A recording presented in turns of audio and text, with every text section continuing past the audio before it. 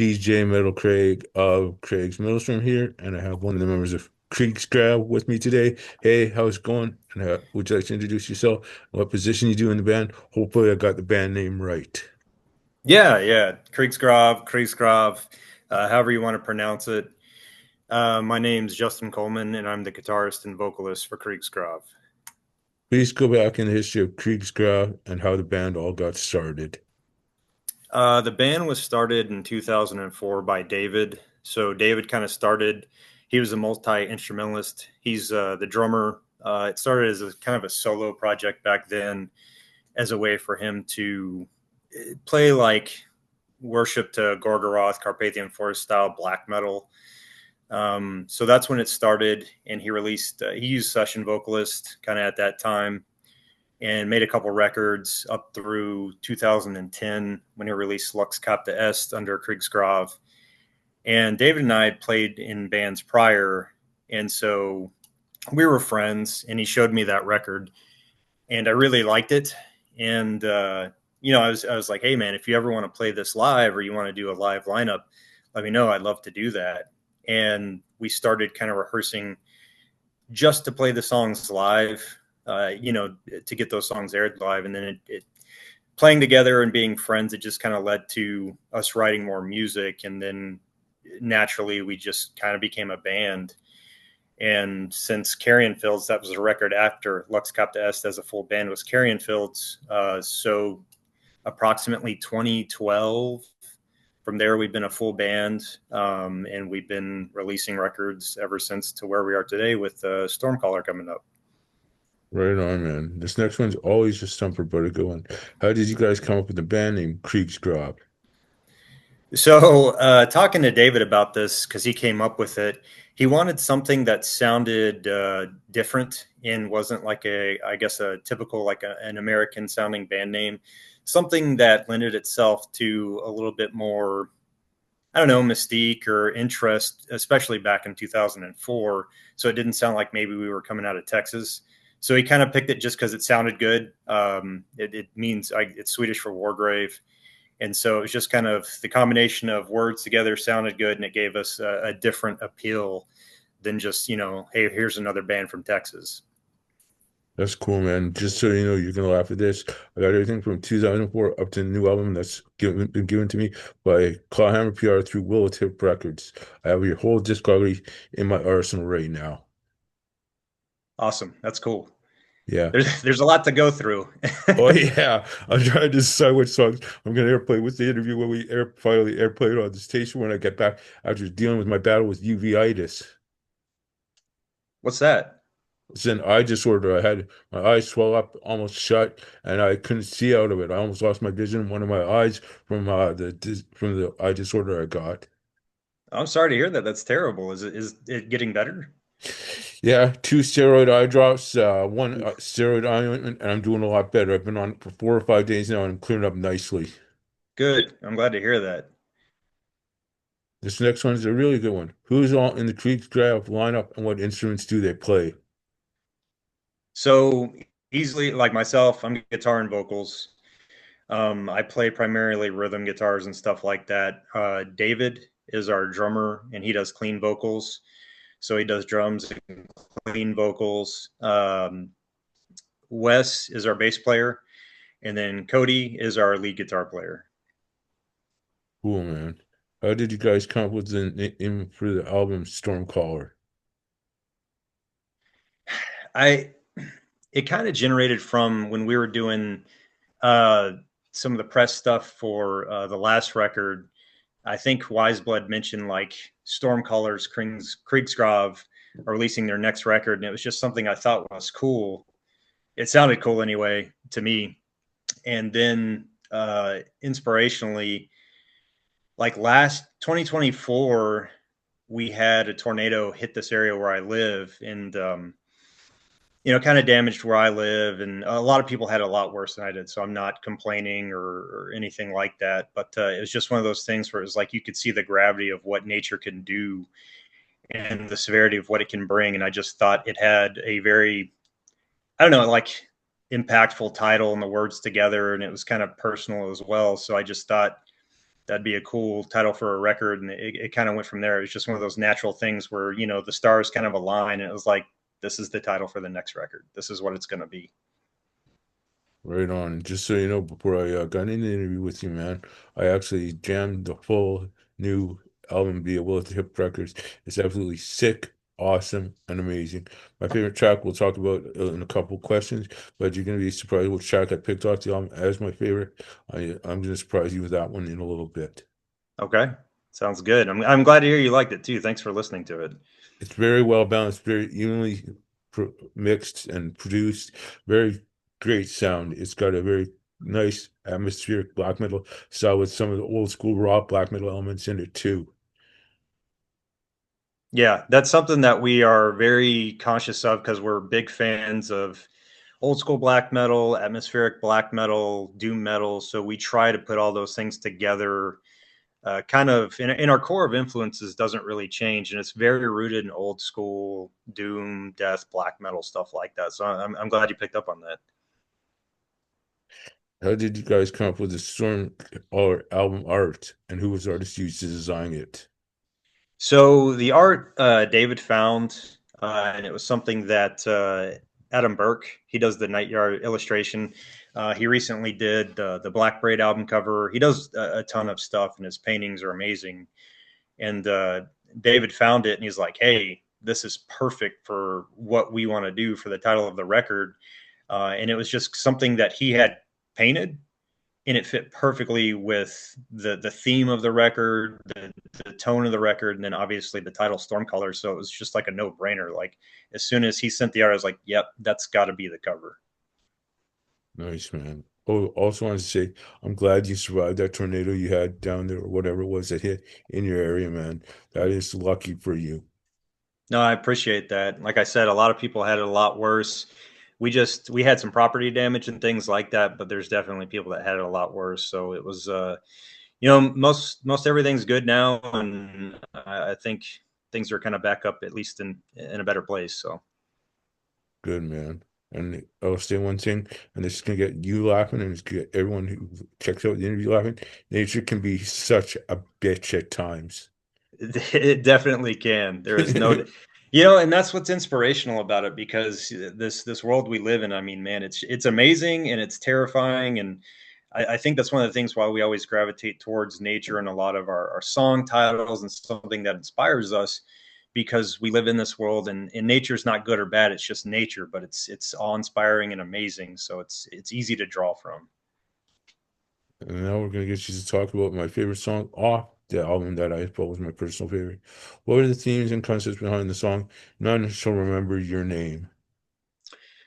So Cody wrote that song. Musically, I think it presents a lot of different feelings. You know, it's got a little bit of death metal, and then it's got some folk elements to it. And lyrically, it's basically about it, the idea that legacy that's created on this world means nothing. Essentially, once everything's gone, once you're gone, no one's going to remember your name. There's nothing left. It's kind of a desolate idea. And the three songs that are before it on the record, they kind of lead up to that. They're kind of like ushering in this kind of Armageddon, this kind of like the end of the world type feel. And that's kind of like the fourth one that ends off. And it's just, there's nothing left and no one's going to remember your name. So live for the now, live for the moment, you know, care about those that you care about now, because when you're gone, there's nothing left. There's nothing with your name. So that's it. Right on. And just so you know, man, I was studying the album before the interview. I noticed a bit of a concept theme behind it. Is this true or not? The first 3 to 4 songs have kind of a concept. So Huntress kind of starts out, and I wanted a song that led off the record that it's almost like the harbinger of the end times, and using like the idea where the harbinger was like a Sekhmet kind of Athenian uh, type figure that comes and starts the end of the world. And then from there, that brings in track 2, Stormcaller, which is the finality. It's like Earth reclaiming its own. but the eradication of everything as we know it. Uh, and then from there, it's just kind of like that's Twilight fell is that silence thereafter once all the destruction's done, and then none shall remember your name is again that idea of like we're not here anymore, so you should live for the moment. So the first 3 to 4 songs have kind of a concept to them, and then the last half of the record is a little bit more song by song. But I think musically and in the way they all sound and feel, they still all work together. This one's a really good one that I asked the bands. Who are the band's musical influences? This one doesn't really change a whole lot. So, kind of our core mix of when we're always writing a record, and the bands that we draw from are like Dawn from Sweden, Dissection, Nagelfar from Sweden, Paradise Lost, My Dying Bride, Typo Negative, Old Catatonia. Those are pretty much without question. Whenever we write a record, those are going to be our main nexus of bands that we draw inspiration from. Right on, buddy. And just so you know, you get a chance to check them out. I just, before the interview, too, jammed the new Abysmal Grief. Doom, Gothic, Black Metal. Abysmal Grief. Abysmal Grief. All right. They're I good. I am have their whole gonna discography, too. cool. I'm gonna put that and make a note for it because I want to check that out. Okay, no problem, buddy. And let me tell you, the new one, it's not your typical album. It's all live material they did from their previous albums. Okay. Cool. Yep, I got it keyed up, so I'm gonna listen to that later today. With Storm Call coming out September 18th via Willowtip Records, where can the album be pre-ordered or purchased? You can get it from our Bandcamp, or you can get it from Willowtip Direct. So we have all the vinyl up for pre-order now on our Bandcamp, and then you can get it there or Willowtip. And we also have exclusive merchandise for the release of this record that has the Huntress of the Fire Moon design that was designed by Cameron Hinajosa as well. So we have shirts and vinyl and CDs and the digital copy all at the Bandcamp or Willowtip. So it's all there.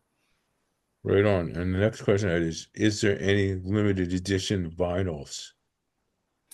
There are there's an eco mix in the limited edition. There's a red limited edition. It's kind of like a transparent red and then like a swirl that look really cool. So I can't remember what number they are, but it is limited to like 80 copies or 120 copies on those two. I think all the vinyl's limited to a certain degree, but those two are more limited than the other one.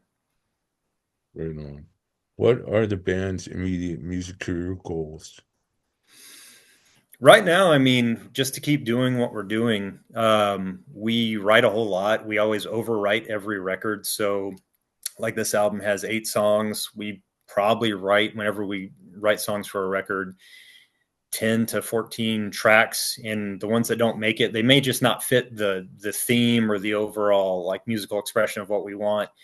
So to just keep doing what we're doing and stay on releasing a record every 2 years, we like that and we feel like we can keep up with that. And to try and play out a few more shows. A lot of the time we don't get the chance to do that just because in our personal lives we're all pretty busy and we're kind of separate. I live towards the Austin area and the other guys live in Dallas and we have families and stuff. So it makes it difficult, but we do try. So we playing live a little bit more and then just keeping on writing for the next record and on that path. What social media networks can the band be found on, such as Facebook, Instagram, and all that? Those two, those two, that makes it easy enough. So Facebook and Instagram, those are the two that we are active on and we have. We don't have anything else, which may be a detriment, but we're responsive to both of those. So if anyone sends a message or wants to know about the band or has interest in that, you can find us on Instagram and Facebook. What streaming services can your catalog of Krigsgrav be found on? It should be available on all major streaming services. Apple Music, it's on Spotify, obviously, and I know Spotify's not everyone's favorite platform right now because of how they don't really monetize things for the artist, but it is easy and it's capable as far as finding our music. So any one of those platforms, Right now, we have the two singles on YouTube as well through Willow Tip, and the whole record will be put, I'm sure, on YouTube at some point as well. But I'd say Apple Music, Spotify, those are the major ones you can find it on. This next one is a really good one and a tricky one to ask. Any plans to issue your full discovery out on any of the streaming services other than Bandcamp? What's that? Is there any plans to issue your discography, like everything you've done so far, out on any of the streaming services other than Bandcamp? Um, Eventually, we would like to have everything up through. So we use DistroKid to have everything put on the streaming services. And right now, I think we're missing Lux Capta back to the early stuff. So at some point, we will get those up on streaming services. They'll be on Spotify and Apple Music and all that. We're actually working on a something special that I can't give details on quite yet. But there's a reason why we don't have some records on streaming currently, but we should have that rectified probably within the year, a year from now, I'd say. Cool, man. And this next one is please give some vocal tips or advice for starting out vocalists. Yeah. Well, I say just go for it because you never know, and pick your favorite vocalist and just try to do what they do, and you kind of figure it out. When I first started getting into trying to do vocals of differing types, I started out as a guitar player. I never had any expectation to do vocals in a band. I like playing guitar, but there became a need for it, and I just would take on songs from like Paradise Lost, mainly the death growl stuff from Paradise Lost, or like Mortus from Marduk, like a lot of his vocals, like just trying to do those vocals and emulate that to learn my style and what works with my voice, because everyone's voice is going to be different, and what you can and can't do is kind of, it's going to be different, and you're going to start out, and it may sound a little rough and not great, but keep practicing, keep at it, and just keep screaming. I mean, you just have the confidence to go for it and just send it every time, and eventually you'll figure out what you can do, and you'll get better at it the more you do it. So just keep practicing and sing along to the songs that you love. How about that feels, man? I've been a vocalist since I was 16. I'm 49 now, and I still haven't lost my voice from doing all the DJ gigs, the vocals for my band when I had it going, which has been on a 20-year hiatus, trying to get it back going. Just got to work out some things with my ex and everything, trying to get all that balanced, and hopefully we can get back doing music together again at some point. Yeah, no, that's awesome, man. I mean, I think vocals are one of those things where it's like, you obviously if you don't use it, you lose it. But because there are times where I don't practice at all, and then I do, and I'm like, that was rough. It takes you got a little build up period where you have to work up to it. But that's good, man. Do you guys have a projected date when you're going to be back in it, or are you just kind of talking right now? Talking and working things through for everything.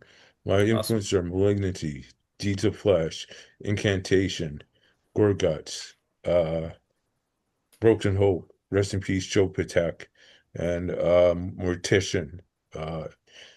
Ammon Amars is another influence of mine. And of course, George Fisher and Chris Barnes' era Cannibal Corpse. That's awesome. So a lot of the lower register kind of like deeper Yeah, guttural stuff. Yeah, yeah. yeah.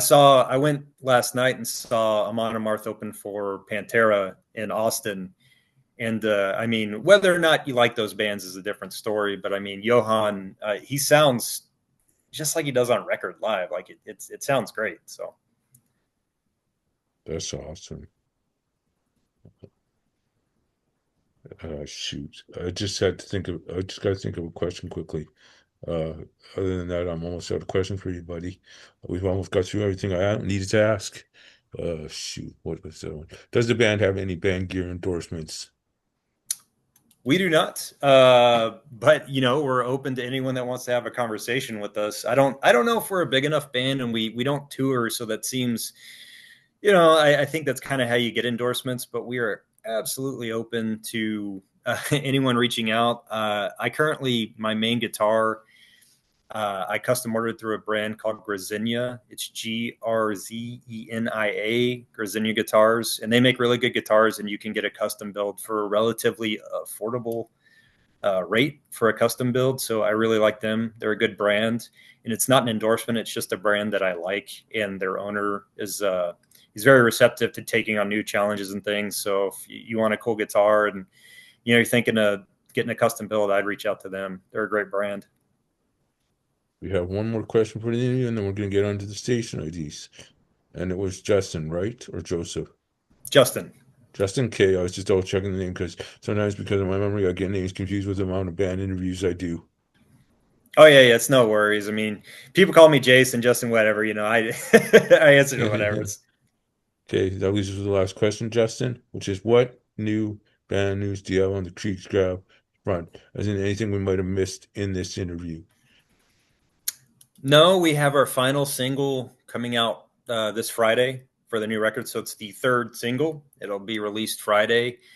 I think it's going to be one people really, really like. And then from there, it's just kind of waiting for the record to be released. And I'm very excited about that. I hope this record finds people the way that Fires did, because we put a lot of love and effort into it, and I think it hits the same marks. So I just hope people give it a chance, and I appreciate all the people that have been listening to what we do. Right on. And before we get into station IDs, first of all, I'd like to thank you, Justin, for the time in the interview today. I'd also like to thank Scott and Ryan from Clawhammer PR for setting us up with this interview today. And now that leads us to the station IDs. First one is, hey, this is Justin of Krigsgrav, and you're listening to Mangled Music Radio. When you're ready. Yes, sir. Uh, is that a key for me or a cue for me? Yeah, that was your cue for you to do the station ID. Whenever you're ready means that you're good to go. I'll give you the station ID one last time and we'll do it Yep. after that. Hey, this is Justin of Krigsgrav, and you're listening to Mangled Music Radio whenever you're ready. All right. This is Justin from Krigsgrav, and you're listening to Mangled Music Radio. The second one's the same as the first one, but for Craig's Metal Storm whenever you're ready. All right. This is Justin from Krigsgrav, and you're listening to Craig's Metal Storm. Cool. Thank you very much for the interview time, and thank you very much for the interview, buddy. All right, Craig. I appreciate it, man.